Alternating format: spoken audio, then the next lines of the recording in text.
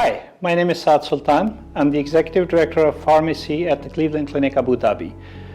I will be speaking at the GCC conference taking place on October 31st and November 1. My topic of presentation is drug shortages and the effects of drug shortages on the clinical services that pharmacies and hospitals provide. It is a very important topic for every pharmacist to learn.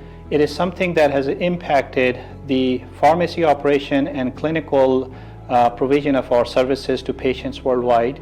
And I would be taking a deep dive into how to mitigate those shortages and how to keep all the stakeholders informed. So I welcome you to join me in having a discussion and a question-answer session after that. Thank you and have a great day.